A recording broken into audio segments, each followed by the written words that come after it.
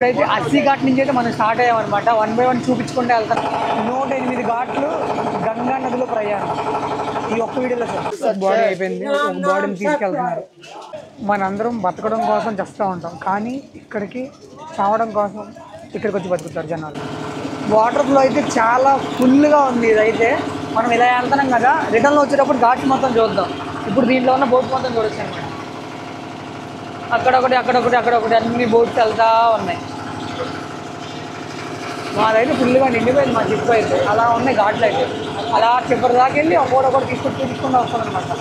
ఏ ఘాట్లోకి కిందకి దిగడానికి అయితే ఎంట్రన్స్ లేదు, అన్నీ క్లోజ్ చేస్తారు. ఇప్పుడైతే నేనైతే గింబల్ పెట్టాను, చాలా ముందుకు వెళ్తాను. చూద్దాం ఎక్కడ ఉంది. చాలా దగ్గరికి అయితే తీసుకెళ్తున్నారు మాట.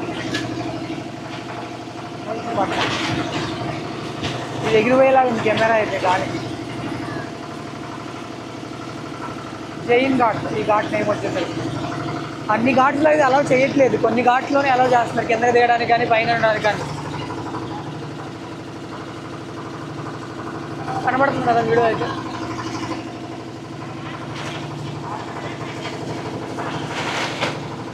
పంచ్కోట్ ఘాట్ ఇది వచ్చేసరికి ఒక ఘాట్ పక్కన ఒక ఘాట్ పక్కన ఒక ఘాట్.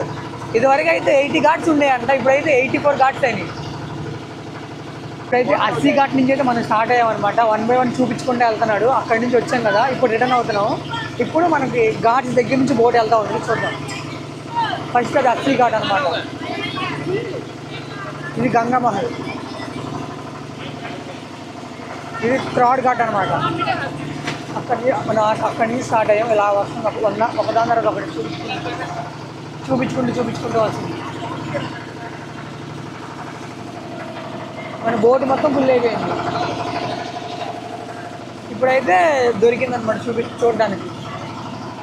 అసలు నిన్న దానికన్నా ఇదైతే చాలా బాగుంది చూడడానికి. నిన్నేమోలే కానీ ఈరోజు చాలా బాగా అనిపించింది. దానికి తోడు చిన్న వర్షం పడుతుంది. నిన్నటికన్నా ఇక్కడ ఫ్లోటింగ్ బాగా ఎక్కువ ఉంది గోదావరిలో. ఇది వచ్చేసరికి శివాలి ఘాట్. ఇక్కడ ఒకదాని తర్వాత ఒకటి పక్కనే ఉంది ఘాట్ మొత్తం.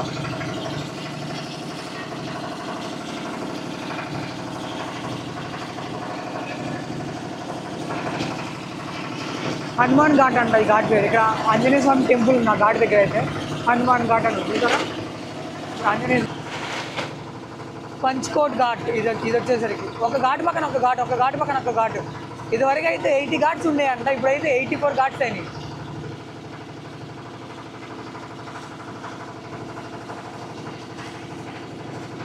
ప్రభూత్ ఘాట్, ఈ ఘాట్ వచ్చి నేమ్ వచ్చేసరికి.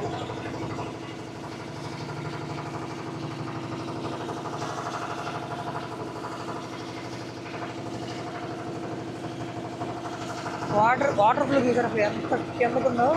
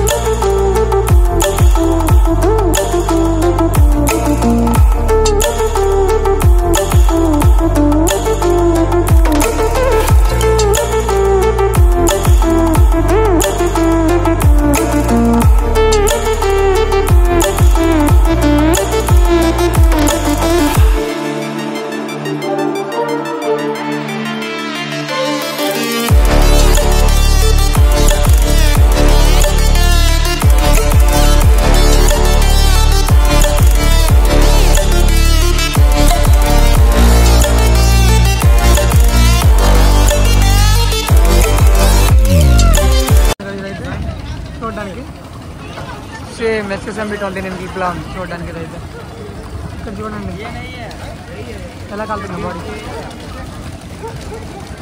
అక్కడ తగలాడుతూనే ఉన్నాయి, తీసుకుని దీన్ని కలిపేస్తున్నారు డెడ్ బాడీ. ఇక్కడ దాకా వస్తుంది స్మెల్ అయితే. నార్మల్ చెక్కలే, నా పక్కన ఇది కాలుతుంది చూసారుగా బాడీ స్మెల్.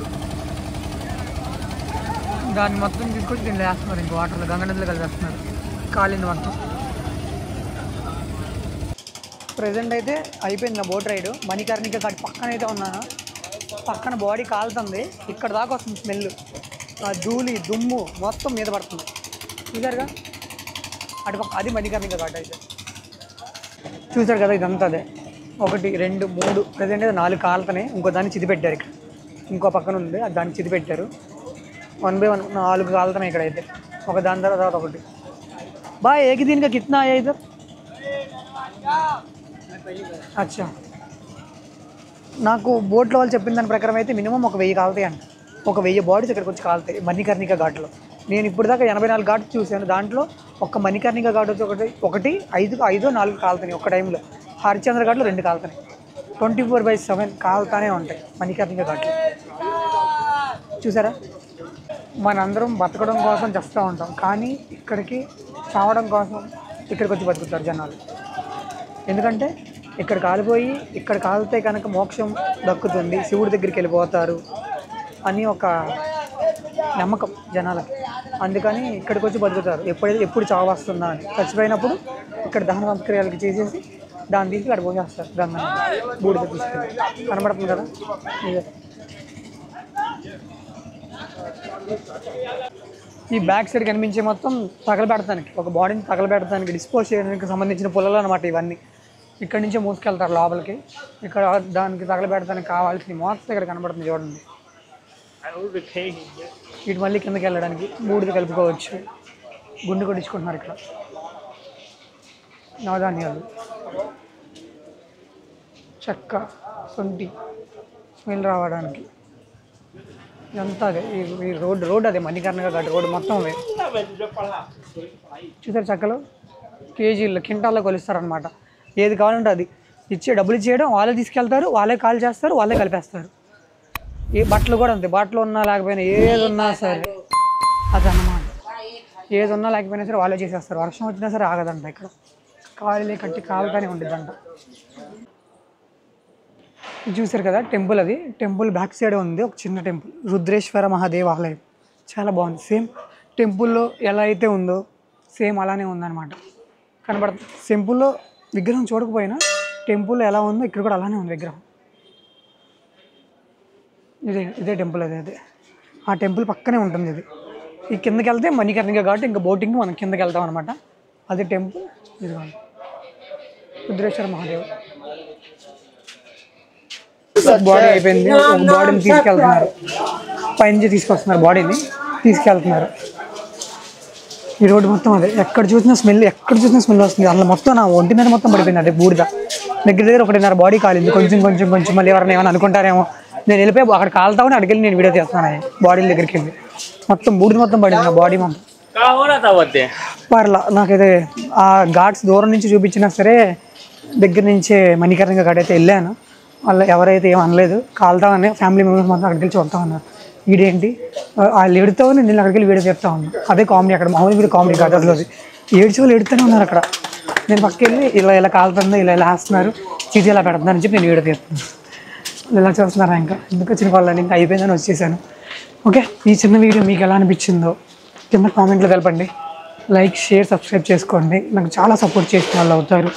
అందరూ వీడియోస్ చూస్తున్నారు కానీ సబ్స్క్రైబ్ చేసుకోవట్లేదు. అబ్బా, ఈ పడవ ప్రయాణం ఎలా అనిపించింది? Just 150 rupees.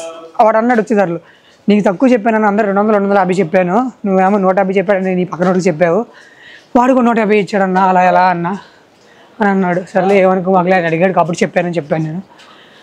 ఇంకా నేనైతే సైకిల్గా ఆశ్రమానికి అయితే వెళ్ళిపోతాను. మ్యాక్సిమం అన్నీ అయితే నేను కవర్ చేశాను. వెళ్ళేదారిలో ఒక చిన్న అమ్మవారు అనమాట, లైక్ కాళికాదేవి. ఇంకా ఇలా బయటికి వెళ్ళిపోతాను నేనైతే. టెంపుల్ బ్యాక్ సైడ్ నుంచే మణికర్ణిక ఘాట్ ఏదైనా సరే అబ్బా. మళ్ళీ లైన్ చూసారా టెంపుల్ లోపలికి ఇప్పటికి 2 సార్లు దర్శనం అయింది మనకి. నేను చెప్పినట్టు వస్తే కనుక నాకు తెలిసి నేను అటు 3 నెంబర్ నుంచి చెప్పాను కదా, అటు సైడు 4 నెంబర్ నుంచి వస్తే ఒకేసారి ఇద్దరు అమ్మవారిని దర్శించేసుకొని ఫస్ట్ ఎక్కడ నేను ఫస్ట్ మన టెంపుల్ ఫస్ట్ వీడియో ఉంది కదా దాంట్లో అక్కడి నుంచి రావాలా.